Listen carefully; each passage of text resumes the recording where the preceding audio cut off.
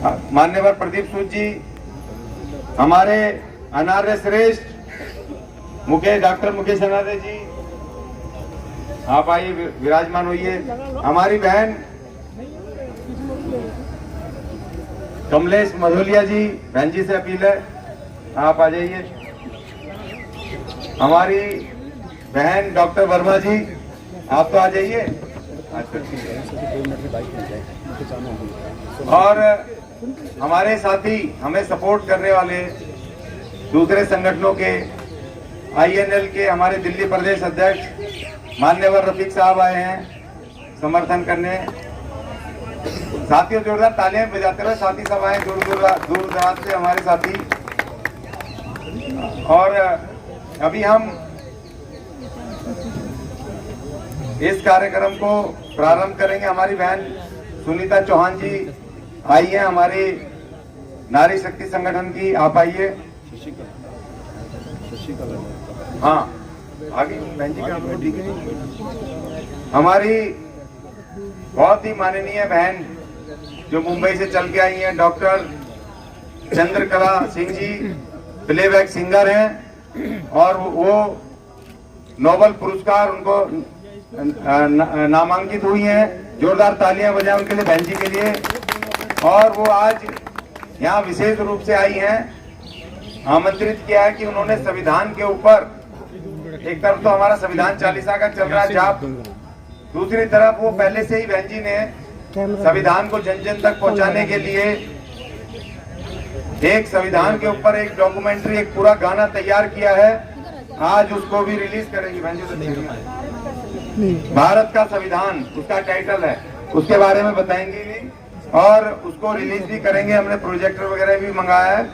क्या विचार था वो थोड़ा 2 मिनट आपको बताएंगी भी और गाने को रिलीज करेंगी। जोरदार तालियां बजा के उनका सम्मान करें। मुंबई से आई हैं और हमारी SC ST की हमारी बहन है, हम उनको पूरा सम्मान करते हैं। और आप बताइए बहन जी। सबको जय भीम, जय भारत, जय संविधान। मैं चंद्रकला सिंह, डॉक्टर चंद्रकला सिंह, मैं अमृतसर की रहने वाली हूँ, पंजाब की। और अभी मैं बहुत सालों से बॉलीवुड प्लेबैक सिंगर हूँ। मैंने 8 साल की उम्र में ही गाना शुरू किया और सबसे पहले क्या गाया मैंने, वाल्मीकि भजन गाए। वाल्मीकि समाज की पहली बेटी हूँ जिसने वाल्मीकि भजन गाए थे। कम से कम 30 साल पहले की बात कर रही हूँ और वो भजन बहुत पॉपुलर भी हुए। टी सीरीज से मैंने रिलीज किए बाद में, और उसको टी सीरीज भी रिलीज करने के लिए तैयार नहीं थी। उन्होंने बोला कि हम लोग स्टैंप लगाएंगे, खरीदना आपको पड़ेगा। मैंने खरीदा और हर मंदिर में मैंने वो कैसेट फ्री बांटी और हर मंदिर में वो बजती थी। मैं बॉलीवुड प्लेबैक सिंगर तो हूँ, उसके साथ साथ मैं सोशल वर्कर हूँ इंटरनेशनल लेवल पर। ह्यूमन राइट मिशन की मैं गुडविल एम्बेसडर हूँ। वर्ल्ड पार्लियामेंट अमेरिका की मैं ब्रांड एम्बेसडर हूँ। ऐसी मेरे पास बहुत सारी इंटरनेशनल लेवल पर पदवियां हैं। और अभी मैं जो भी गाना गाती हूँ अपने समाज के लिए, वो ऐसे भाषण में नहीं बात करती, मैं गा के उसको बताती हूँ। मैंने सबसे पहले वाल्मीकि भजन 8 गाए थे। अभी यूट्यूब पे भी आपको दिखेंगे, उसका वीडियो भी बनाए हैं। लंदन रेडियो पे वो भजन बजते हैं। रामायण के हर पन्ने को मैं पूजूं बारंबार, तेरी कलम का क्या कहना है वाल्मीकि अवतार। मेरे सतगुर दा झंडा निराले रंग दा, आपने सबने सुने हुए हैं वो भजन ऑलरेडी, जो यहाँ पुराने बुजुर्ग बैठे हैं। इसके बाद मैंने किसानों का गाना गाया था, किसान आंदोलन चल रहा था उसके लिए, पगड़ी संभाल जटका पगड़ी संभाल। और नारी शक्ति गाना मैंने बहन जी की वो संगठन देखा है, शशि राज बहन जी का। और नारी शक्ति गाना जो मैंने गाया तो अमेरिका की तरफ से मुझे विश्व स्नेही अवार्ड मिला है। वो नारी शक्ति बहुत पसंद किया गया है पूरे वर्ल्ड में, वो भी आपको दिखाऊंगी। अभी फिलहाल जब भी मैं 4 साल पहले से ट्राई कर रही थी कि मैं संविधान गाना जो है वो बनाऊं, तो मैंने ये संविधान चालीसा अपने गाने का नाम रखा था। तो एक दिन वो बाबा साहब के फैमिली में बहुत क्लोज हैं और वो हाई कोर्ट के वकील भी हैं, तो उन्होंने बोला चंद्रकला तू संविधान चालीसा क्यों रख रही है, ये तो हिंदुओं का वो है, चालीसा तो उनके होते हैं। मैं क्यों नहीं, हमारा जो संविधान है वो किसी ग्रंथ से कम नहीं, तो हम लोग चालीसा क्यों नहीं रख सकते। तो ये मेरी पहले की सोच थी। फिर मेरे भाई साहब ने बताया कि उन्होंने संविधान चालीसा लिखा है, तो मैंने इनको बोला कि वो संविधान चालीसा भी मैं गाऊंगी बहुत जल्द। और अभी जो मैं संविधान, भारत का संविधान जो मैंने गाया है वो गाना नहीं है, मैंने संविधान के एक्ट गाए हैं, लॉ है जो हमारे बाबा साहब ने लिखे हैं वो मैंने गाए हैं। तो बाबा साहब क्या बोलते थे, उन्होंने बहुत हमारे लिए संघर्ष किया है। उन्होंने वो हमारे लिए क्या बोलते हैं, सुन ए नादान, सुन ए नादान, मेरे भी ऊंचे ऊंचे बंगले और बड़ी बड़ी गाड़ियां होती। बाबा साहब बोल रहे हैं हमारे लिए, सुन ए नादान, हमारे भी मेरे भी ऊंचे ऊंचे बंगले और बड़ी बड़ी गाड़ियां होती, अगर लड़ाई तेरे हक की मैंने लड़ी ना होती। बाबा साहब ने हमारे लिए बहुत संघर्ष किया है, अपने बच्चों को भी वारा है अपने समाज के लिए, और उन्होंने बहुत दुख भी देखे हैं। मैं तो मुंबई में रहती हूँ, उनकी फैमिली के साथ बहुत जुड़ी हुई हूँ। अभी मेरा 22 तारीख को बाबा साहब के जो ग्रैंडसन है जसवंत जी, उनके साथ मेरा सूरत में प्रोग्राम है, यही गाना वापस वहाँ दिखाने वाली हूँ मैं। तो मैंने संविधान नहीं गाया है, गाना गाया है, वो मेरी अपनी सोच है, मेरी अपनी दिल की तड़प थी कि मैं कुछ करूं। तो मैंने ये लॉ है उसको गाने में लिए, लॉ तो गाने में आ ही नहीं रहे थे, लेकिन उसको मैंने बड़ी मुश्किल से तर्ज में लिया है और आप देखेंगे, उम्मीद है कि आपको पसंद आएगा। और वीडियो भी उसका मेरे बेटे ने बनाया है। जी आइए। अखिल भारतीय वाल्मीकि महापंचायत में यादव होने के साथ साथ पगड़ी बांधेंगे सुरेंद्र भाई। सुरेंद्र जी आप पगड़ी बांधेंगे, माल्यार्पण पूजा जी, रीता जी, सुनीता आप तो मेरा बेटा अखिल भारतीय वाल्मीकि महापंचायत में आ गया मेरा बच्चा। रीता जी आप आगे आ जाइए। मित्रों जरा जोरदार ताली बजा दे अशोक भाई के लिए। ऐसा कार्यकर्ता मेरी कौम में, मेरे समाज में सौभाग्य की बात है हमारे लिए। अज्ञानी भी संघर्ष करो, हम तुम्हारे साथ हैं। अज्ञानी भी संघर्ष करो, हम तुम्हारे साथ हैं। राजेंद्र भाई तेलंगाना से थोड़ा साइड में होके, साइड में होके बांधे सर, फेस आने दीजिए। देखिए भाई, कौम का एक ये विषय है, करते कौम को जोड़ने का काम करते हैं और कौम को पूरे देश में एक संदेश लेकर के जाते हैं। अशोक भाई, कौम की तरफ से उनका अभिनंदन, वंदन और उनका आभार भी। संविधान की तो बात वही करेगा ना जिसको पीड़ा होगी, और अशोक भाई तो पूरे भारत में घूमते हैं।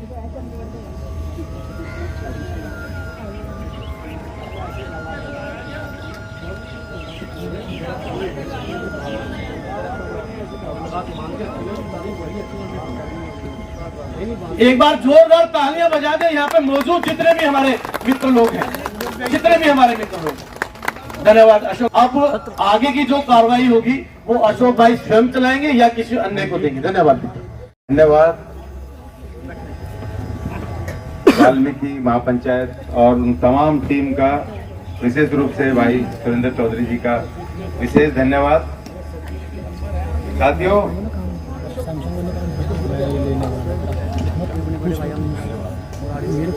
और महान योगदान भी 2000 रुपए हमारे सुरेंद्र चौधरी जी, उनकी टीम की तरफ से, उनके लिए जोरदार तालियां बजा के। और अभी हमारा एक नाम छूट गया था, हमारे भाई साहब उत्तराखंड से विजय कुमार जी अपनी टीम के साथ आए, जोरदार तालियां बजाएं, देहरादून उत्तराखंड से। और मैं इस कार्यक्रम को शुरू करने से पहले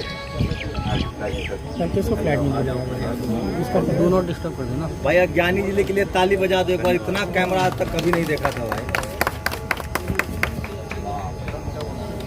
संविधान बचाओ आंदोलन की तरफ से 2100 रुपए हमारे पंजाब के संविधान बचाओ आंदोलन के साथियों का धन्यवाद।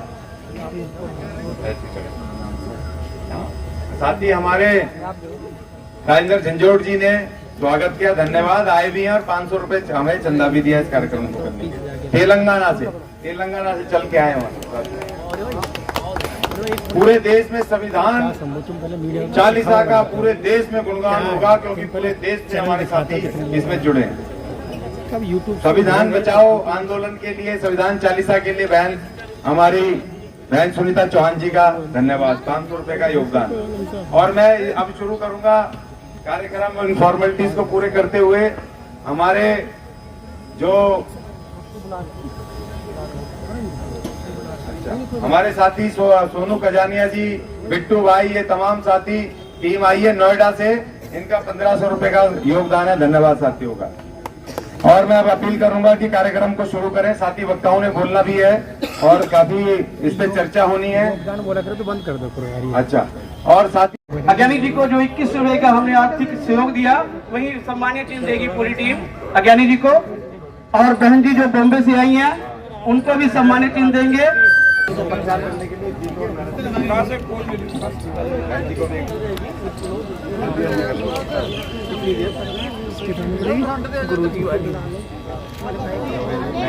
और अब बहन जी जो बॉम्बे से आई हैं, डॉक्टर चंद्रकला जी, संविधान पर गाना पूरा लिखा करेंगे, पूरा बनाया है।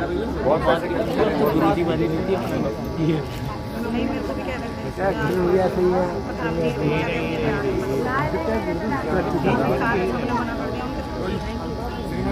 तीसरा जो महिला शक्ति है हमारी शशि राज जी को अनार्य समाज संविधान बचाओ आंदोलन भारत, और ये हमारी बहनें हैं महिला शक्ति, इनको ये सम्मान चिन्ह देकर के चंडीगढ़ की जो अनार्य समाज संविधान बचाओ आंदोलन है, वो पूरी टीम सम्मान चिन्ह देकर के सम्मानित कर रही है।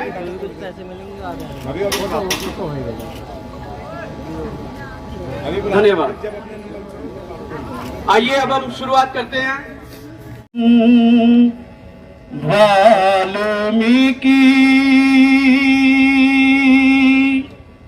एक अम्बेडकर हमें और दे, ऐ भगवन वाल्मीकि एक अम्बेडकर हमें और दे, शिक्षा की हमें अभी कमी है, कौमी खजाना मोड़ दे, ऐ भगवन वाल्मीकि एक अम्बेडकर हमें और दे, ऐ भगवन वाल्मीकि एक अम्बेडकर हमें और दे। ये प्रार्थना कि वो अनारियों के क्रोध दिलों के मसीहा, सर्ववंशदानी, 4 बच्चों की कुर्बान कर देने वाले युग पुरुष, मान शान और बान, प्रथा स्मरणीय भीमराव अंबेडकर जी जैसे एक अम्बेडकर हमें और दें। ये कवि ने कहा है, उनकी कल्पना में है, और वो ऐसे एक और अम्बेडकर मैं समझता हूं कि उन्होंने जन्म ले लिया है, जिन्होंने आज दिल्ली के जंतर मंतर पर संविधान चालीसा करके उन्होंने एक अम्बेडकर की जो बात कही है कि एक अम्बेडकर हमें और दे। एक अम्बेडकर थे जिन्होंने भारतीय संविधान लिखा, सारे देश, सारे मुल्क, सारी जातियों के अधिकार लिखे। उनके जैसे एक और अम्बेडकर की मांग अपील की गई है, और मैं समझता हूं कि वो अनार्य श्रेष्ठ अशोक अज्ञानी जी है हमारे दूसरे अम्बेडकर अशोक अज्ञानी जी हैं। तो ये अपील थी, और इसके साथ ही 50 भजन हमारे पास बाबा साहिब के, ज्योतिबा फूले जी के संविधान पर ही हैं, लेकिन 50 तो गा नहीं सकेंगे, तो 4 लाइन और एक भजन की, और उसके बाद आगामी कार्यक्रम चलेगा।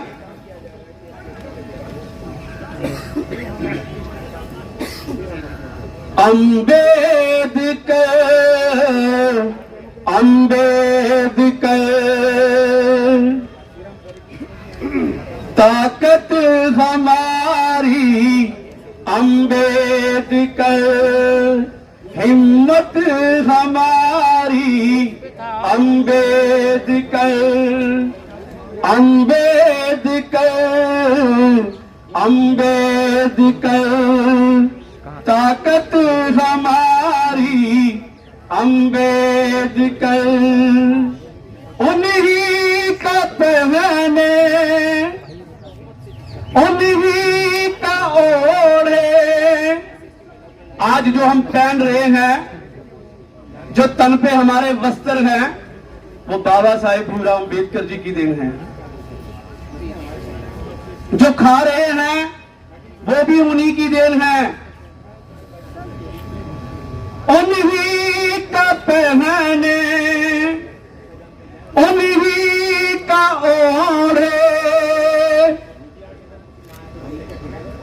उन्हीं का खाए हम पेट भर। अम्बेडकर, अम्बेडकर ताकत हमारी, अम्बेडकर हिम्मत हमारी, अम्बेडकर मर मर जिए हम गुर्बत के मारे, मर मर जिए हम गुर्बत के मारे, गरीबी के मारे, लाचार बेसहारा, मर मर जिए हम गुर्बत के मारे। तिनको की कुटिया घर थे हमारे, कचरे पे बस्ती तब थी हमारी, कचरे पे बस्ती तब थी हमारी। तो फिर क्या किया बाबा साहिब ने कि हम कचरे की बस्तियों से उठकर आलीशान महलों में और बंगलों में और फ्लैट जैसे महानगरों में बस गए। कचरे की बस्ती में तब थी हमारी, अम्बेडकर बन आए सहारे, अम्बेडकर बन आए सहारे। सुख चैन त्यागे, ये हमें सारा वैसे ही नहीं मिल गया फ्री में। बाबा साहिब ने दिन रात त्यागी हैं, रात भर जागे हैं, तब जाकर के हमें ये अधिकार और हक और हकूक मिले हैं कि हम जंतर मंतर दिल्ली में मंच लगा करके अपनी बात कह रहे हैं और संविधान चालीसा पढ़ने की बात कह रहे हैं। ये बाबा साहब के राइट्स हैं हमें। अम्बेडकर बन आए सहारे, सुख चैन त्यागे, हर रात जागे, तब जाके सोए हम सेज पर। ऐसी कमरे में जो हम सो रहे हैं सेज पर, तब जाके सोए हम सेज पर। अम्बेडकर, अम्बेडकर, अम्बेडकर, अम्बेडकर उन्हीं का पहने, उन्हीं का ओढ़े, उन्हीं का खाए हम पेट भर। अम्बेडकर, अम्बेडकर। धन्यवाद। जय वाल्मीकि, जय अनार्य समाज, जय अम्बेडकर।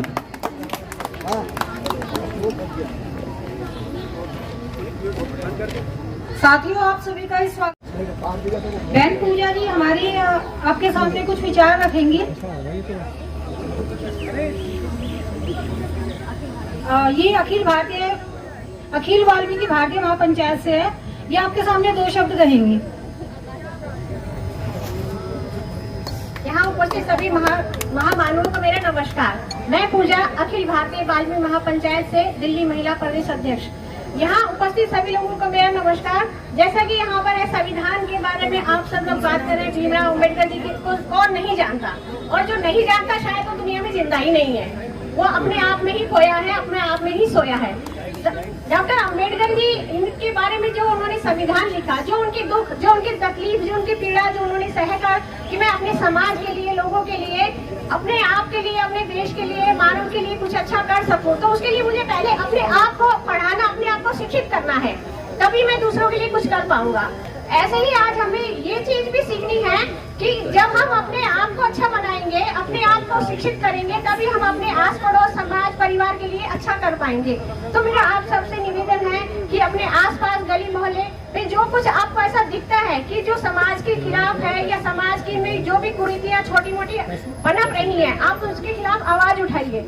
संगठित, जैसा कि भीमराव अम्बेडकर जी ने कहा कि संगठित रहो, शिक्षित बनो, संघर्ष करो। संगठित होने के लिए एक सबसे छोटी बात हम अपने आस पड़ोस, गली मोहल्ले से जो शुरू करते हैं कि मान लीजिए माता पिता दोनों जॉब करने गए हैं, उनके घर में बच्चे अकेले हैं, तो पड़ोसियों का फर्ज बनता है कि हम उनकी देखभाल करें कि बच्चे क्या कर रहे हैं, किस संगत में जा रहे हैं। मैंने ऐसे भी बहुत सारे लोग देखे हैं, माँ बाप घर में नहीं है, बच्चे घर से बाहर निकले पार्क में जा रहे हैं, कोई उन्हें नशे की आदत में डाल रहा है, कोई उनका गलत इस्तेमाल कर रहा है, उनकी बुद्धि इस तरह से ब्रेन वॉश कर रहा है कि वो गलत रास्ते पर जा रहे हैं।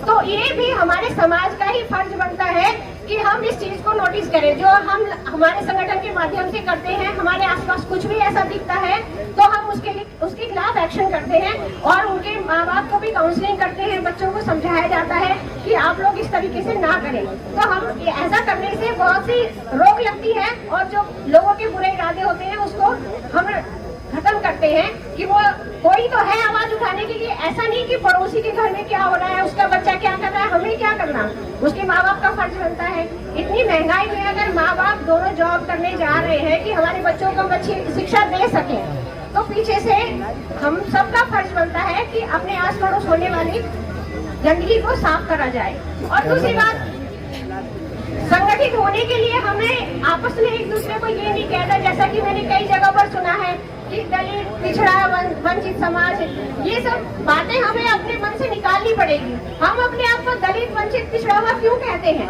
ठीक है, हम भी मानव हैं, तो हम अगर अपने आप के लिए अपनी रिस्पेक्ट हम नहीं कर पा रहे हैं कि हम मानव हैं, जैसा भगवान ने सबको बनाया है वैसे ही हम हैं, तो हमें पहले अपने आप को करना है कि हम किसी से कम नहीं हैं। चाहे हम एससी हैं, एसटी हैं, जो भी हैं, तो हम किसी से कम नहीं हैं। हम इस विचारधारा को लेकर ही आगे बढ़ सकते हैं। जैसा कि एक महान बात जो बहुत सारे लोग जानते भी हैं और जिसे नहीं मालूम उसके लिए मैं बता दूं कि डॉक्टर भीमराव अम्बेडकर जी ने अपने 4 लाख अनुयायियों के साथ बौद्ध धर्म को स्वीकार करा। उन्होंने बाकी धर्मों के बारे में भी पढ़ा और बौद्ध धर्म के बारे में उन्हें एक सबसे अच्छी बात ये लगी कि सबसे पहले इंसान को अपने आप को समझना चाहिए। अपने आप को समझने के बाद ही वो जान पाएगा कि उसके अंदर कितनी ताकत है, कितनी एनर्जी है, वो किस लेवल पर अपने आप को, अपने समाज के लिए क्या कार्य वो कर सकता है। तो इसलिए डॉक्टर भीमराव अम्बेडकर जी ने ये नहीं बोला कि आप सब लोग भी अपना धर्म बदल लीजिए, लेकिन महात्मा बुद्ध ने जो शिक्षा दी है, महात्मा बुद्ध ने जो शिक्षा दी है, उस सब को ध्यान में रखते हुए वो हमारा पहला कदम होगा कि हम अपने आप को शिक्षित करें, फिर उसके बाद हम संगठित करें, तभी हम संघर्ष कर पाएंगे। अब संघर्ष में करने के लिए हमें सिर्फ ये नहीं कि हमें अपने हक के लिए लड़ाई करनी है, मारपीट करनी है, ऐसे नहीं होता। ऐसे आप कोई कहेगी अजान बंद कर दीजिए, अजान मत करिए, लाउड स्पीकर मत चलाइए, तो ये कोई समाधान नहीं है। समाज की तरक्की के लिए ये समाधान नहीं है। ठीक है, जो हमारे संविधान में हमें धर्मनिरपेक्षता बोला गया है, भारत धर्मनिरपेक्ष भारत है, धर्मनिरपेक्ष देश है, तो उसमें सभी को अधिकार है। वो किसी भी धर्म का है, किसी भी जाति का है, किसी वर्ग का है, तो वो अपने इस चीज में उसको आस्था है, विश्वास है, वो उसे मान सकता है। तो हनुमान चालीसा करना या अजान बंद कराना, लाउड स्पीकर बंद कराना, ये तो इस तरह के मुद्दे हैं कि लोगों को भड़काया जाता है, इस तरह के बीज बोए जाते हैं कि उससे अपना वोट बैंक इकट्ठा करा जाए। तो ये सब चीजें आप सब लोग जानते हैं, लेकिन जानने के बावजूद उसे इग्नोर कर देते हैं। तो ऐसा नहीं होना चाहिए। कहने को तो बहुत सारी बातें हैं, लेकिन अपनी बात को मैं यहीं पर विराम देती हूँ, क्योंकि और भी बहुत महामानव यहाँ आए हैं अपने विचार प्रकट करने के लिए। मैं पूजा महिला प्रदेश अध्यक्ष अखिल भारतीय वाल्मीकि महापंचायत से आप सभी का दोबारा से अभिनंदन करती हूँ। जय वाल्मीकि।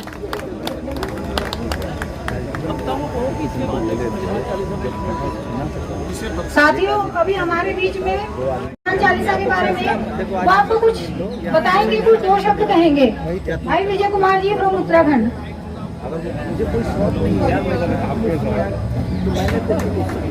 बहुत बहुत धन्यवाद मेरी दीदी, मेरी बड़ी बहन शशि राज जी के जो द्वारा किए काम व्हाट्सएप पे और फेसबुक पे आते रहते हैं, मैं उनको लाइक भी करता रहता हूँ। आज हमारे बीच में जो इस पूरे प्रोग्राम के ऑर्गेनाइजर हैं, बहुत एक्टिव, जुझारू, संघर्षशील और एक लंबे समय से समाज को जगाने का कार्य कर रहे हैं, ऐसे महान विभूति का मैं धन्यवाद करता हूँ और मैं प्रणाम करता हूँ, नमन करता हूँ श्री अशोक अज्ञानी जी का और उनकी जितनी भी यहाँ पर टीम है, जैसे हमारी बड़ी बहन है शशि राज जी और बहुत से लोगों के नाम नहीं जानता हूँ, पंजाब की टीम आई हुई है और हमारे तेलंगाना से राजेंद्र भाई आए हुए हैं और बहुत से साथी हमारे यहाँ पर हैं, उनका भी मैं बहुत बहुत धन्यवाद करता हूँ, आभार प्रकट करता हूँ। देखिए क्या एक नया एक्सपेरिमेंट निकाला हमारे बड़े भाई साहब ने, संविधान चालीसा। अभी बहुत से इंटरव्यू उन्होंने दिए हैं, बाइट्स दिए हैं उन्होंने। संविधान चालीसा की जरूरत क्यों पड़ी, ये उन्होंने इस चीज पे जोर दिया है। अभी बहुत से हमारे पत्रकार बंधु बार-बार एक सवाल कर रहे थे, हनुमान चालीसा। संविधान में बाबा साहब ने किसी भी व्यक्ति की आस्था को या समुदाय की आस्था को ठेस पहुंचाने की कोशिश नहीं की है, लेकिन उन्होंने एक सीधे शब्दों में एक बात कही है कि हम उन रास्तों पे ना जाएं जिन रास्तों से हम लोग अंधकार में जाते हैं।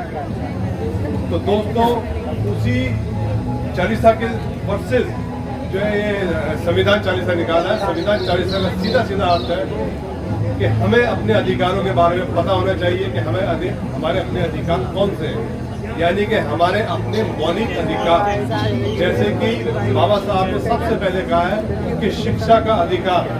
अभी देखिए पहले क्या होता था, आज से 10-12 साल तक पहले, कि स्कूल में बच्चों के एडमिशन नहीं हो पाते थे, गरीब बच्चों के, शेड्यूल कास्ट के गरीब बच्चे तो बिल्कुल पढ़ ही नहीं पाते थे अंग्रेजी स्कूल में। जो थोड़े सामर्थ्य थे, जिनके अंदर थोड़ा सामर्थ्य था, वही अपने बच्चों को वहाँ पर एडमिशन दिला पाते थे।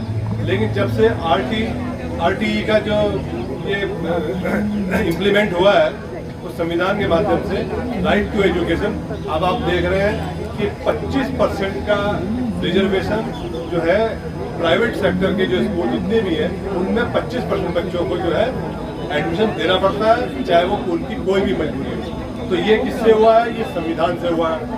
दूसरी बात, अभी हमारे एक भाई पहले कह रहे थे कि हम लोग जो है पहले झोपड़पट्टी में रहा करते थे, वो सच है।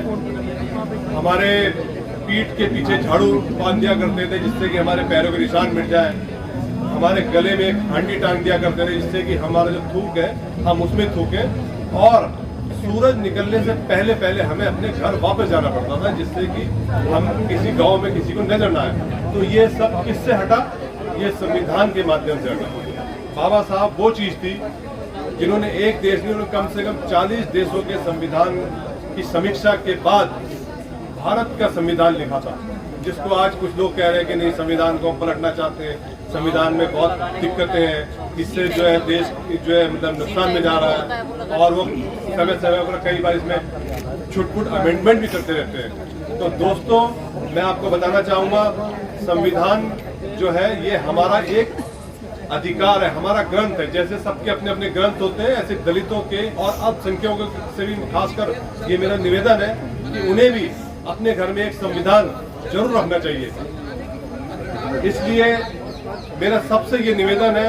अभी मैं एक बात और कहना चाहूंगा कि हम अपने उत्तराखंड में हमने लगभग 30,000 रुपए की किताबें निःशुल्क, जिसमें बाबा साहब की विचारधारा, इस देश में क्या हो रहा है, ऐसी किताबें हमने लगभग बांटी है। और मैं यहाँ भी लेके आता, लेकिन मैं जल्दीबाजी में आया हूँ। अशोक जी को मैंने पहले भी वो किताबें काफी सारी दी है। तो संविधान चालीसा का सीधा अर्थ है कि आपके मौलिक अधिकारों की रक्षा, आपका फंडामेंटल राइट, यानी कि आपको शिक्षा, संपत्ति और सुरक्षा हेतु जो भी सामान आपको अवेलेबल हो, वो आपको रखने का अधिकार आपके पास होना चाहिए। ये संविधान चालीसा का अर्थ है। और इसी के साथ में बहुत सी चीजें ऐसी हैं, क्योंकि देखो और भी लोग आए हुए हैं। मैं अपनी बात को यहीं पर विराम देकर अपनी बड़ी बहन शशि जी को और अशोक ज्ञानी जी को पुनः एक बार धन्यवाद देना चाहूँगा। और जितनी हमारे ये डॉक्टर साहब आई हुई है महाराष्ट्र से, जो देखिए कितनी गरिमा की बात है, कितनी हमारे लिए गर्व की बात है कि इनका नाम नोबेल पुरस्कार के लिए गया हुआ है। हमें ऐसे ऐसे लोगों को अनुसरण करना चाहिए और इनसे सीखना चाहिए और अपने बच्चों को ये बताना चाहिए कि देखो हमारे समाज में भी ऐसे हैं, तो प्रेरणा लेकर इनसे आगे बढ़ेंगे। जय भीम, जय भारत, जय मूल्य। धन्यवाद। आज हनुमान चालीसा जो पाठ चल रहा है संविधान के हिसाब से, जो अपना संविधान चालीसा और हनुमान चालीसा में क्या अंतर है? ये हनुमान चालीसा सिर्फ हनुमान के बारे में बोला जाता है, लेकिन वहाँ बाबा साहब के बारे में नहीं बोला जाता। सबसे पहले ये है कि जब संविधान लिखा है, बाबा साहब ने जो लिखा है, ये इस संविधान के हिसाब से अनुसूचित जाति जनजाति को जो इनका अधिकार मूल है वो दिया गया। आज इस मूल अधिकारों की तरफ से गवर्नमेंट में जो भी अधिकार है वो सब छीने जा रहे हैं। इसी लड़ाई से हम यहाँ जंतर मंतर पे धरना दे रहे हैं और ये मूल अधिकार है हमारा और ये लेके रहेंगे। हर डिपार्टमेंट में, हर चीज में, हर देश में ये चीज चल रहा है कि ये इसको निकाल दो, रिजर्वेशन को निकाल दो। अरे कब तक निकाले रिजर्वेशन? हम कहाँ जाएंगे? जो बाबा साहब इतने सालों से 1947 से करते आ रहे संघर्ष, ये क्या निकाल पाएंगे क्या? अगर ये निकाल पाने का है इनका अधिकार, तो हम भी अनुसूचित जाति और जनजाति मिलकर इनको ही निकाल बात फेंकेंगे। हम छोड़ेंगे नहीं। जो हमारे अधिकार जो छीन रहा है, हमारे अधिकार जो छोड़ रहा है, हम नहीं छोड़ेंगे। जहाँ तक लड़ने का है संविधान के हिसाब से, संविधान के हिसाब से हम लड़ेंगे और आगे भी लड़ते रहेंगे। जय भीम, जय संविधान।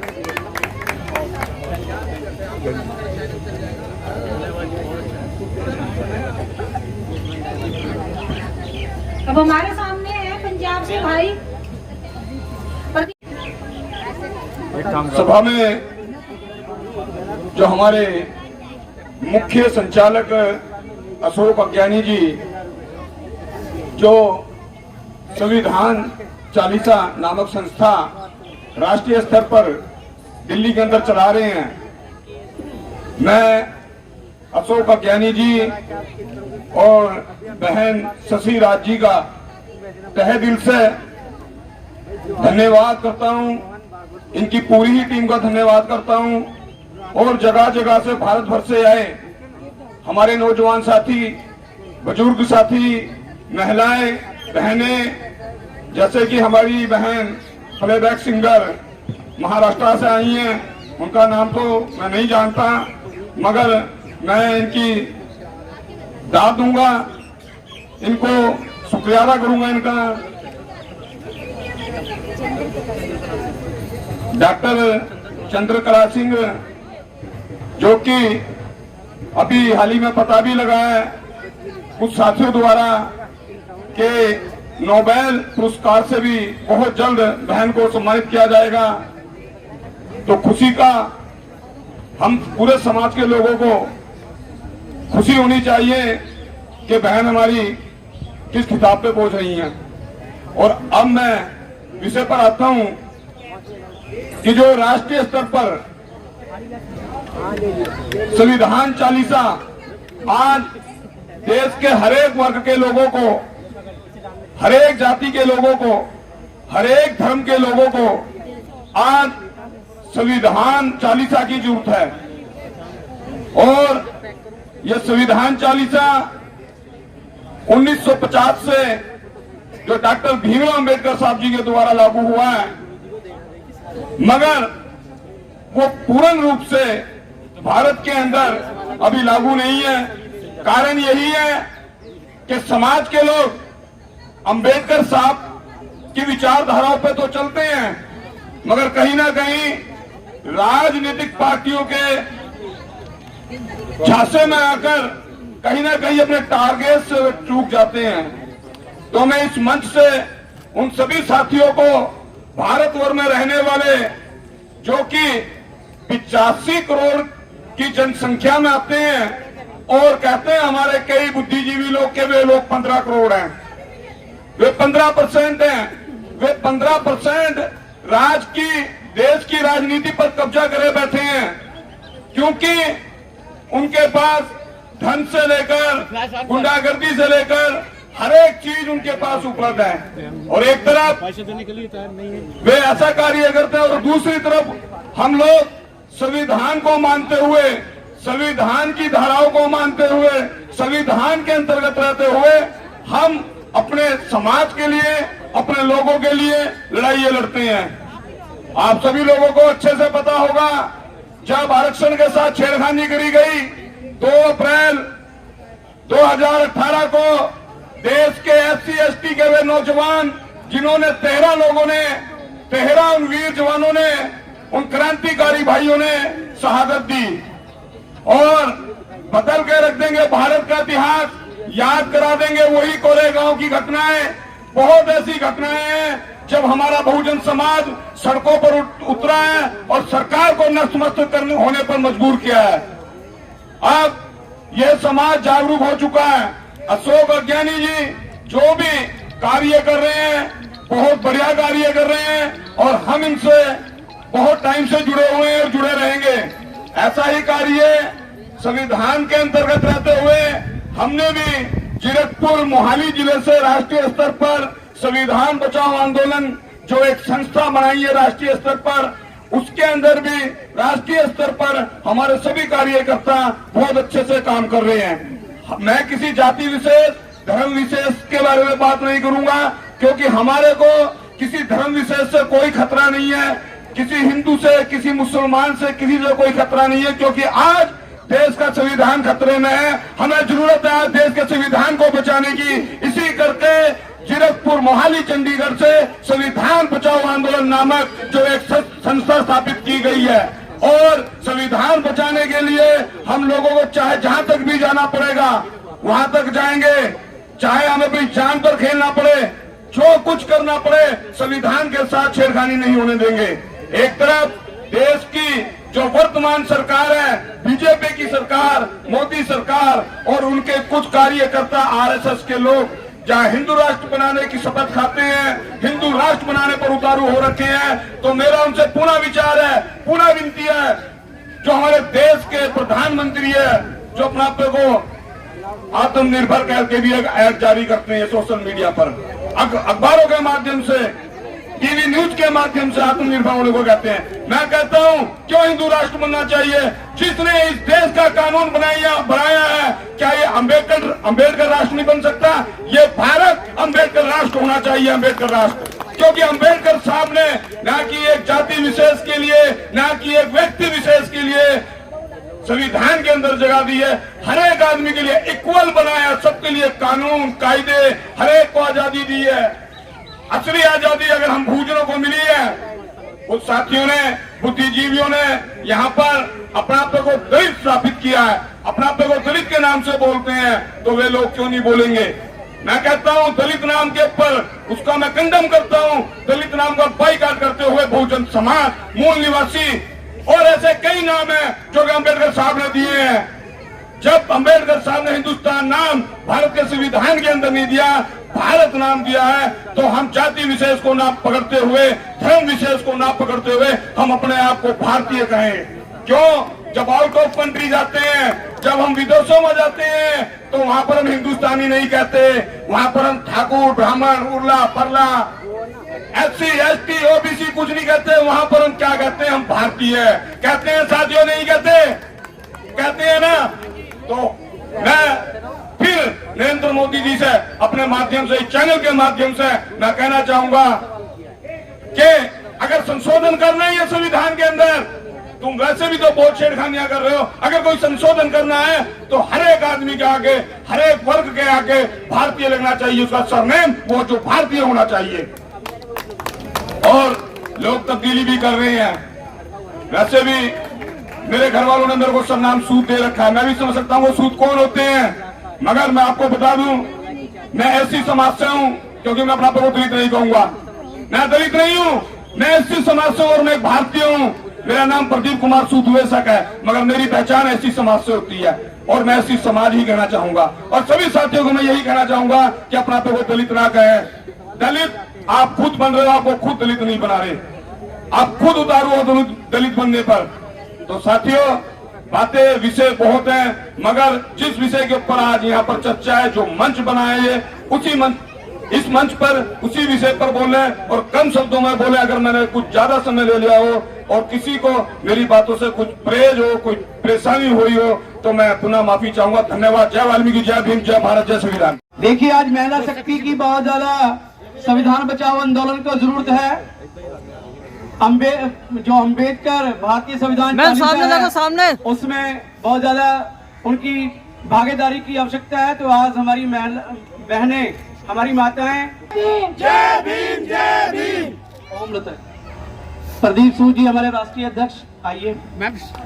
हमारे रविंद्र पाल जी, हमारे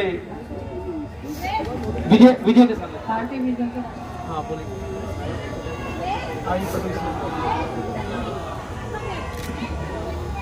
भाई प्रदीप सूद जी, भीम, जय भीम, जय भीम, जय भीम, जय जय जय जय जय भीम, जय भीम, जय भीम, जय भारत, जय संविधान, जय संविधान, जय नारी शक्ति, जय नारी शक्ति। धर्म सिंह जी आइए। भाई विजय कसाना जी, भारतीय वीर दल के राष्ट्रीय अध्यक्ष। हाँ जी सर जी, जय भीम, जय जय जय जय जय भीम, जय भीम, जय भीम, जय जय जय जय जय भीम, जय भीम, जय भीम, जय जय जय जय जय भीम, जय भीम, जय भीम, जय भीम, जय भारत। नमो बुद्धाय।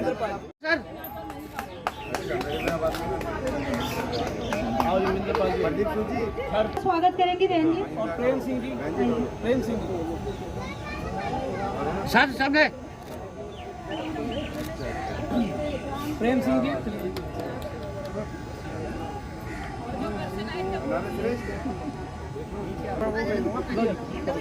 हाँ जी। और सबसे सम्मान तो हमारे अज्ञानी जी का है, अनारे श्रेष्ठ अज्ञानी जी का। सभी साथियों से अपील है जो मंच पे सब नीचे आ जाएं, कृपया करके सब लोग उधर आ जाएं। ये थोड़ा मुझे पता है सलमान खान की फिल्म थी वो पार्टनर, उसका जो गाना था कटरीना कैफ के ऊपर, एक ही लाइन थी मेरी उसमें। और सर्जिकल के टशन में है ना मौसम फिल्म आई थी, उसमें मिक्का सिंह के साथ मेरा ड्यूट सॉन्ग है। और खिलाड़ी 786 आई थी, अक्षय कुमार की जो फिल्म थी, उसमें मेरा शुक्रिया बचार, जावेद अली खान, और मैंने सूफी सॉन्ग उसमें गाया, सूफी वर्जन है मेरा। मैं सूफी एंड फोक सिंगर हूँ, पंजाब से गई हुई हूँ। और ऐसे ही मेरे टी सीरीज में भी बहुत सारे गाने हैं, HMV कंपनी से मेरे गाने हैं। और अभी मैंने ये जो गाने मैं बनाती रहती हूँ, ये मेरी अपनी पॉकेट से मैं बनाती हूँ, किसी की मुझे कोई हेल्प नहीं है। 14 तारीख को भी मैं आई थी अपना खर्चा करके, बाई फ्लाइट कम से कम 30-40 हजार खर्चा करके मुझे बुलाया गया। वहाँ पे केजरीवाल जी आए थे, राजेंद्र गौतम जी ने प्रोग्राम रखा था, लेकिन सब काम किए, लेकिन मेरा गाना रिलीज नहीं किया उन्होंने। फिर भी मैंने उनको बोला कि मेरा गाना नहीं था, ये बाबा साहब का गाना था। आपने आज के दिन ये जो आपने काम किया है, नारियों की बात करते हो, बाबा साहब के मिशन की बात करते हो, लेकिन ये गलत किया है आपने। तो मैं बहुत दुखी होके गई थी यहाँ से। फिर भाई साहब ने बोला कि आप आइए दिल्ली वापस, और हम लोग ये गाना वहाँ दिल्ली में वापस सबको सुनाएंगे, अपने समाज के लोगों को, और वापस रिलीज करेंगे। और ये गाना मैंने आप सबके बीच में किया है। मुझे नहीं चाहिए मंत्री शंत्री कोई भी, ना MLA चाहिए, ना मंत्री चाहिए। मैं कभी कसम खाई है कि ऐसे गानों को मैं कभी भी किसी के हाथों से रिलीज नहीं करूंगी। मेरी एक फाउंडेशन भी है जिसका नाम मैंने शून्य से शिखर रखा है, शून्य से शिखर तक फाउंडेशन, क्योंकि मैं शून्य से शिखर तक पहुंची हूं। तो इसलिए बाबा साहब भी बहुत हम लोग के गरीबी से उठ के आए हैं, वो भी शून्य से शिखर तक आए हैं। तो मैंने अपनी फाउंडेशन का नाम ही शून्य से शिखर रखा है।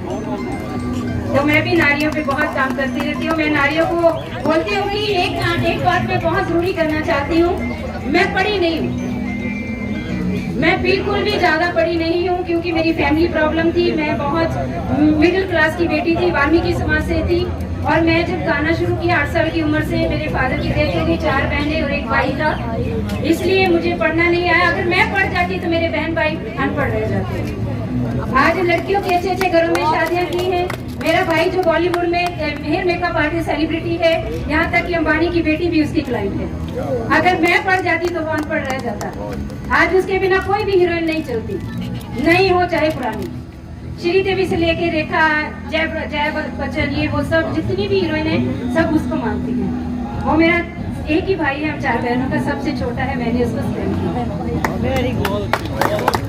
तो मैं फख्र फील करती हूँ कि मैं बाबा साहब की बेटी हूँ। पढ़ी नहीं है तो क्या, मैंने वो काम किया है जो पढ़े लिखे भी नहीं करते। थैंक गॉड, थैंक यू बाबा साहब। हम बहन जी का हृदय से स्वागत करते हैं। को एक दिल्ली की गद्दी के लिए सपना संजोने का काम आप लोग जो इस वर्ग को, उस समाज को खड़ा करने का काम कर रहे हैं, मैं वास्तव में आपकी मेहनत का, आपकी लगातार कोशिश का धन्यवाद करता हूं। और आज जो संविधान चालीसा का जो कार्यक्रम लगातार पिछले 10-15 दिन से मैं अशोक जी और उनकी टीम के माध्यम से देख रहा हूं, साथियों, बहुत ही जुझारू कार्यकर्ता, जो वर्ग, जो समाज अभी तक इस बारे में, सत्ता और शासन के बारे में सोचता भी नहीं था, उन लोगों को लगातार प्रयासों से आप लोगों ने एक बहुत बड़ा आंदोलन देश के कई राज्यों में लगातार मैं देख रहा हूं। मैं धन्यवाद करता हूं, आपके प्रयासों की सराहना करता हूं। साथियों, आज हमारे हाथ में संविधान जैसी ताकत जो बाबा साहब के लंबे प्रयासों से हमको मिले, साथियों, सच्चाई में उन सबको ताकत देने के लिए हमें लगातार संघर्ष की जरूरत है। जब भी हम संघर्षरत अपने कार्यक्रम को नहीं रखेंगे तो निश्चित तौर पर ये जो ताकतें हैं, वही मनुवादी ताकतें, वही मनुस्मृति को लागू करने वाली ताकतें निश्चित तौर पर हमारे संविधान को कमजोर करने का लगातार कोशिश कर रही हैं। साथियों, इसके लिए बाबा साहब के दिए हुए मूल मंत्र को हमें लगातार इस पे कार्यक्रम चलाते रहने पड़ेंगे और अपने उस वर्ग को पूरी तरह से जिंदा रखना पड़ेगा इस संघर्ष और इस लड़ाई के लिए, जो लोग लंबे समय से शोषित और वंचन का शिकार होते रहे हैं। साथियों, संविधान की ताकत वो ताकत है, हमारे हाथ में सबसे बड़ी जो ताकत दी है वो संविधान ने वोट की ताकत दी है। साथियों, वोट का 2 रूप होते हैं। अगर हम लोग उसका सही इस्तेमाल करते हैं, सीधा इस्तेमाल करते हैं, उस हथियार को सीधा चलाते हैं तो हमको आजादी देता है। अगर उसी हथियार को हम उल्टा चलाएंगे तो हमें गुलाम बनाता है। सरदारों, नौजवान साथियों और मेरी बहनों, देखिए, हमें इस हथियार का इस्तेमाल सही से सीखना पड़ेगा। निश्चित तौर पर इन आंदोलन का जितनी भी हमारी तैयारी है, क्योंकि संविधान का नुकसान और संविधान को बचाने की लड़ाई केवल संसद और विधानसभाओं में जाकर जहां से ये चेंज होते हैं, जहां से बदलाव होते हैं, हमारे प्रयास वहां पर अपने लोगों को बिठाने के होने चाहिए। हम लोग लगातार प्रयास करके गांव-गांव, शहर-शहर, नौजवान और बच्चों तक इस संविधान चालीसा की ताकत को अगर हम अपने आने वाली पीढ़ियों को, नौजवान साथियों को समझाने में कामयाब हो जाते हैं तो निश्चित तौर पर आने वाला समय 10, 12, 15 साल के बाद इस शोषित वंचित समाज का इस देश के ऊपर बहुत बड़ा शासन और सत्ता होगी, जो कि एक न्यायकारी शासन होगा। मैं कह सकता हूं, ये लोग सच्चाई में न्याय नहीं कर रहे हम लोगों के साथ, ये लोग किसी का हक खाने का काम कर रहे हैं। अगर आप लोगों ने अपने हक को प्राप्त करना, अपने हक को देना है और तमाम उस खाई हुई संपत्ति को वापस करना है, जिसके बारे में भाई अशोक जी ने लिखा है कि हमें उस वर्ग को जो प्राइवेटाइजेशन हो रहा है उन संस्थाओं में भी जो अभी तक हमारी पूंजी और हमारा जो धन गया है, उनमें भी हमें अब अपना अधिकार चाहिए, उनमें भी अपना हिस्सा चाहिए। तो इस लड़ाई को लड़ने के लिए हम सड़कों से और संसद में पहुंचाने के लिए काम करेंगे। साथियों, मैं भारतीय वीर दल की तरफ से और तमाम देश भर में अपने संगठन के साथियों की तरफ से आपको आश्वस्त करता हूं, ये वास्तव में आप वाल्मीकि समाज का जो रिप्रेजेंटेशन है वो इस देश में अभी तक मैं कह सकता हूं जीरो है। आप लोगों के, भाई अशोक जी के और इन बहनों के प्रयास से दिल्ली और दिल्ली के आसपास बहुत बड़ी चर्चा का विषय बना चुके हैं। आप लोग सच्चाई में मेहनत, आपने आज देश के कोने कोने से जो अलग अलग संगठनों के रिप्रेजेंटेटिव यहाँ पर आए हैं, ये बुलाकर दिखा दिया है कि निश्चित तौर पर ये ईमानदारी की लड़ाई आप लोगों को सफल और सफलता की तरफ ले जाने का काम करेगी। मैं पूर्ण आश्वस्त करता हूँ, पूर्ण विश्वास दिलाता हूँ, जिस मेहनत और लगन और ईमानदारी और आपके साथ में खड़ा होकर इस लड़ाई में साथ देने का काम अभी तक किया है, अशोक जी आगे भी हम भविष्य में इस मूवमेंट में SC ST OBC माइनॉरिटी हम सब मिलकर इस देश की व्यवस्था में, इस देश की सत्ता में, इस देश के व्यापार में, इस देश के कारोबार में सबको बराबर का हक अधिकार दिलाने के लिए लगातार संघर्ष करते रहेंगे। जय हिंद, जय भीम, जय भारत।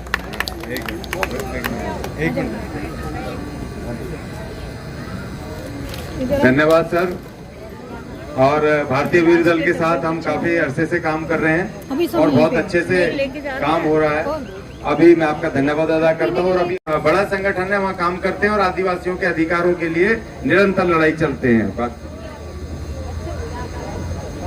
इस मीटिंग में आए हुए सब साथियों, संविधान चालीसा के कार्यक्रम के वजह से हम लोग महाराष्ट्र आदिवासी एकता परिषद से हम लोग हैं और यहाँ सब साथी आए हुए, उनको सबको जोहार, जय भीम। आज इस देश में हम लोग हर जगह जगह में काम कर रहे हैं, लेकिन हमारे यहाँ जो आदिवासी के ऊपर इतना अन्याय हो रहा है अभी तक, आज तक, वो किसी के ऊपर भी नहीं। शहरों में तो आपको कुछ नहीं दिख रहा होगा, लेकिन आदिवासी एरिया में जो भी आज वहाँ पे सबको विस्थापित किया जा रहा है पानी के नाम से। बड़े बड़े प्रोजेक्ट हमारे यहाँ बुलेट ट्रेन जा रही है, बड़ौदा एक्सप्रेस है, डैम जैसा पानी की समस्या है, तो उस वजह से हमको बहुत सा विस्थापित किया जा रहा है। हमारे ऊपर पुलिस का भी ज्यादा आक्रमण हो रहा है। एक दफे से जो प्रोजेक्ट आ रहे हैं उनसे विस्थापित किया जा रहा है। एक बाजू से हमको पुलिस का आक्रमण हो रहा है। इसके लिए जो आदिवासी एरिया में है, शेड्यूल एरिया, कायदे तो बहुत से है, 5वीं अनुसूची है, शेड्यूल एक्ट है, फिर भी वो कायदा कानून को सरकार कुछ नहीं मानते हैं। आदिवासी को खाली विस्थापित ही कर रहे हैं और उनके ऊपर बहुत अन्याय कर रहे हैं। हमारी मांग यही थी कि हम लोग देश में SC ST एक होके सब जगह पे हम लोग लड़ाई कर सके। जैसे बाबा साहब ने कलम की लड़ाई की, बिरसा मुंडा ने उनको भगाने की लड़ाई की, वो वापस दिन हमको आने वाले हमारे ऊपर। तो हम जब तक एक नहीं होते तब तक हम किसी को ये नहीं कर सकते, क्योंकि ये जरूरी है। क्योंकि यहाँ पे आज तक हम लोग तो देखा है कि SC ST यहाँ इस देश का मालिक किया जा रहा है, उनको संविधान में अधिकार भी है, फिर भी वो इम्प्लीमेंट नहीं करते और लागू नहीं करते हैं। इसके लिए जो हमारा पिछड़ा और गरीब है उनको ही सब धोखा है। अभी हम देखा इधर हमारा संविधान चालीसा और कोई बोल रहे थे उधर हनुमान चालीसा, हमसे उससे कुछ लेना देना नहीं है। हम लोग मजदूरी करने वाले हैं, तो हमको हनुमान चालीसा से कुछ मतलब नहीं है। हम लोग कमाएंगे, कुछ नौकरी करेंगे, मेहनत करेंगे तो खाएंगे। हम लोग तो हनुमान चालीसा थोड़ी खाने के लिए देने वाला है। हमारा उधर हमको जंगल में लकड़ी नहीं तोड़ने दे रहे हैं, इधर गैस भाव बढ़ा रहा है, पेट्रोल डीजल भी बढ़ रहा है, और हम लोग वो भाव बढ़ेगा तो हम लोग तो कहाँ जाने वाले हैं। तो इसके लिए हमको चालीसा वालीसा कुछ नहीं, हमको ये संविधान चालीसा है, इसको ही आगे लेके जाना है और SC ST एक होना है। एक होएंगे तभी जीत सकेंगे हम लोग, नहीं तो हमारे ऊपर सब जगह से आक्रमण हो रहा है। शहर में भी हो रहा है, बड़े बड़े बिल्डिंग बन रहे हैं, हमारे यहाँ बड़े बड़े प्रोजेक्ट आ रहे हैं, तो सबको ही धोखा है। SC या ST को नहीं, दोनों को ही धोखा है। गरीब वर्ग को है उनको भी धोखा है। तो सब हमको मिलकर काम करेंगे, पूरे बॉम्बे से लेके उत्तराखंड से पूरा जिधर जिधर हमारे लोग हैं SC/ST, वहाँ पे हमको सब जगह पे लड़ाई लड़ना है। और वो लड़ाई लड़के हम लोग सक्सेस हो जाएंगे तो हम लोग जी सकेंगे, नहीं तो हमारा पर ये सरकार तो नाम के लिए है, लेकिन सरकार वरकार हमारा कुछ भला करने वाले नहीं है। उल्टा हमको पीछे कैसे ये लोग जाएंगे, खड्डे में कैसे डालेंगे, वही सोच रहे हैं। तो इसके लिए मेरे को सबको यही कहना है कि हम आदिवासी और SC/ST कैसे एक हो जाए और हमारी एकता कैसी बढ़े, यही हमको दुनिया को दिखाना है अभी। और यही करेंगे तो जिएंगे, नहीं तो इसमें हम लोग कुछ नहीं कर सकते हैं। तो इसके लिए मेरा सबको ये कहना है, हम लोग एक हो जाएंगे ऐसा मेरे को लगता है। और यही मैं मेरे दो सब समाप्त करता हूँ। सबको जोहार, जिंदाबाद, जय भीम। जौहर, जिंदाबाद, जय भीम। साथियों, हम राजू दादोड़ा जी के साथ मिलके पिछले 5-6 सालों से आदिवासियों की वहाँ लड़ाई लड़ रहे हैं। महाराष्ट्र में उनकी जमीनें छीन ली जाती हैं, 1 रुपया नहीं दिया जाता। प्रोजेक्ट सरकारी, बताओ, सरकारी प्रोजेक्ट में जमीन ले ली और पैसा नहीं देते। और हम लोगों ने मिलकर के हजारों आदिवासियों के उनको न्याय दिलवाया। उनका जो मुआवजा 2-2, 5-5, 100-100 रुपए देते थे, हमने 10-10 लाख, 20-20 लाख मुआवजा दिलवाया है हमने राजू दादोड़ा जी के साथ मिलकर के। और केस लगातार जारी है, संघर्ष जारी है। तो राजू दादोड़ा जी हमारे इस मूवमेंट के मुख्य नेता हैं, हमारे भाई हैं। आइए, धन्यवाद आपका। और हमारे बीच में हमारे बड़े भाई, हमारे गुरु श्रीमान संजय चौटाला जी, वाल्मीकि संत महंत आए हुए हैं। मैं उनसे कहूंगा एक बार आके सबको जरा अपना चेहरा दिखाएं। हमारे वाल्मीकि संत हैं, हमारे श्रीमान संजय चौटाला जी, और हमारे बड़े हम भाई भी हैं और गुरु भी हैं हमारे। आइए, और हमारे नौजवान साथी वो भी आए हुए हैं, उनका भी स्वागत है। आप अपने शब्द रखें। साथियों, ये बहुत बड़ा सौभाग्य है, क्योंकि मंच पे हर आदमी नहीं बोल सकता। और ये सौभाग्य क्यों करूंगी, दूर दूर से लोग आए हुए जिनको हमने नहीं देखा, वो आज अशोक अज्ञानी के माध्यम से हम देख रहे हैं, जिनकी पीड़ा हम दिल्ली में रह के नहीं देख पाते। क्योंकि हम दिल्ली में तो हम आजाद हैं और हम तादाद ज्यादा थे, इसलिए हम अपने बल पे जी लेते हैं। लेकिन बाहर की कंडीशन